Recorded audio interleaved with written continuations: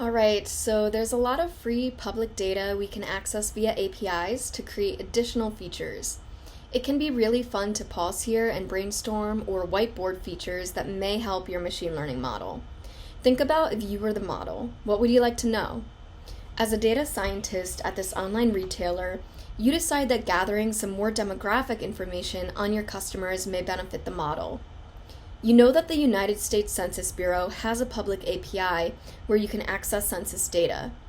For those outside of the US, the Census Bureau is the federal government's largest statistical agency, and they provide data on US residents. You can use their API to grab things like poverty statistics, economic statistics, other demographic information, etc., for the region where a person lives. They may also have some international statistics, and if you're curious about this, feel free to go ahead and research it. So if you go to the US Census's website, here,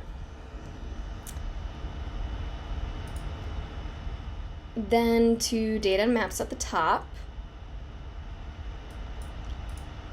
go ahead and search for developers.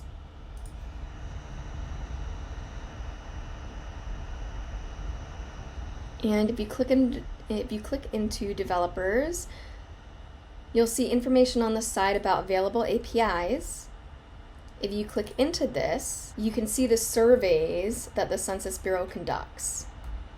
So the American Community Survey contains social, economic, demographic, and housing characteristics. This could be helpful. Let's check it out further.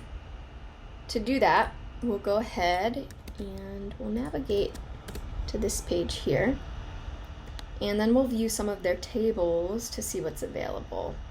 So let's check out the social characteristics table. Alright, so I believe that this data gets as granular as the census block group level. A census block is the smallest geographic area for which the Census Bureau collects and tabulates data. A census block group is one level above this, and generally contains between 600 and 3,000 people. If we look at the social table, for example, we can see the percentage breakdown of residents that are married versus cohabitating versus single, no spouse or partner present. We can also see the percentage that have children within each of these. So maybe it's a very family-oriented area, or maybe it's a more urban area with more single people. You can go ahead and explore these tables and figure out what features you want to pull into your data set. Feel free to navigate to the Census Data API User Guide that is linked in the resource section if you need more information. So that is this API guide right here. So since the data looks to get as granular as the census block group level, in order to map these features to our current training data set, we need to know what census block group each of our customers belongs to. So if we jump back to the notebook, let's go ahead and let's check out the data frame. All right, so moving myself around here. All right, so we can see that we have address information for each customer, right? So we can use this to determine their census block group. We'll do this by geocoding their address. Geocoding will return things like the address's latitude and longitude coordinates along with their census codes. There's so many different tools that you can use to geocode an address, and the US Census Bureau actually has their own free geocoder tool that you can access via their API. This can be a little buggy, it can take a while to process records, so we're going to go ahead and use something called Geocodio instead, and you can navigate to their website here. So go ahead and make an account and get an API key, and you can see I already have an account and I'm logged in, but you'll just create your account and then select get an API key. And this geocoding service is free up to 2,500 records a day, which is the size of our training data set. And then it charges 50 cents per 1,000 lookups for the rest of the day. You can check out their pricing page though for more details and to get the most current price. If you want to use the free US Census Bureau Geocoder API instead, I'll show you the code for that later. But first, let's do Geocodio. So once you have an account and an API key, hop back to the Jupyter Notebook and go ahead and install the Python library for it. Okay, so then we're going to import the library and pass it our API key that we just created. Next, we're going to create a new column called full address, which is just that, the full address, city, state, and zip. And we'll use this to create the JSON to pass to the API. All right, next we're going to iterate over the data frame, creating a dictionary called API_dict that contains the customer ID as the key and the full address as the value. All right, so check it out. This dictionary contains all of our addresses that we want geocoded and their corresponding customer IDs. All right, so if we hop back over to the Geocodio documentation,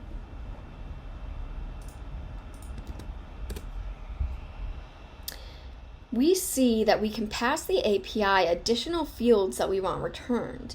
This is very convenient because it makes our two-step process only one step now. Remember, we wanted to grab some census data to bring in as features. Specifically, we were looking at some of the American Community Survey fields located here. Instead of running this geocoding job and then using the census block ID to grab the census fields from the Census Bureau's public API, we can just grab these fields directly from Geocodio now.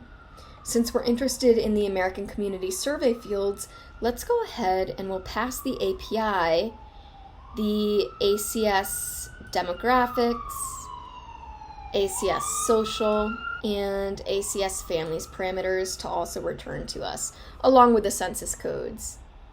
So here's where we're making that API call. You can see passing in the dictionary of addresses we want geocoded and everything we want returned, the census codes, and then those American Community Survey fields. If you try to pass the API more than 2,500 records per day without uploading a payment method to your account, it will return an authentication error. You can check your usage from within the console here. All right, so we're gonna go ahead and we'll run that API call. It may take just a couple minutes to process. Okay, so here's the output for one address. You can see now that for this one address, let's see. This is the start of the ACS fields, and it starts with families. So remember the ACS-families parameter that we had passed to it. You can see things like percentage of family households within the region for this address. And then within that, there's even a breakdown of family household type.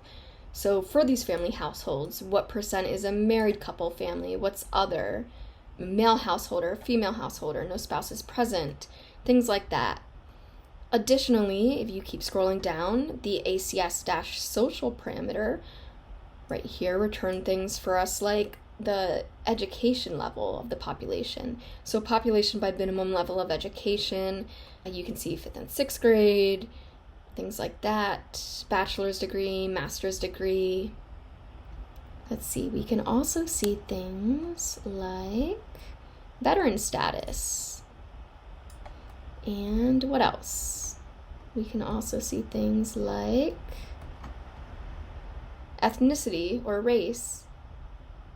Also, there is an age demographics where you can check out the percent population by age range. Maybe see if it's a younger area or an older area.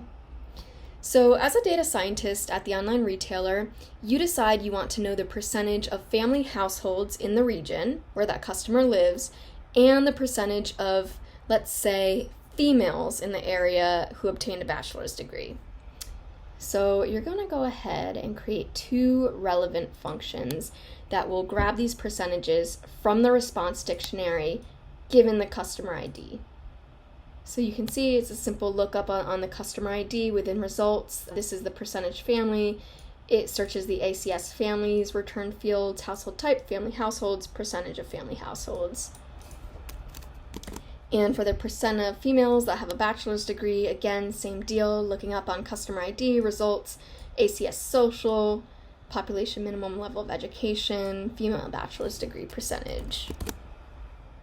So the census data won't have 100% coverage, but it will definitely have a majority. After running the functions, which we're going to apply here, you can see when we go ahead and check coverage that only 6% of records contain null values for your new features. So pretty good coverage. All right, and now let's check it out. We have our 2 additional features, %family and %female with a bachelor's degree. So paid solutions like Geocodio are typically faster and somewhat easier to implement. If the cost is too much though, you can use the public APIs instead, and I'll walk you through those in the next section.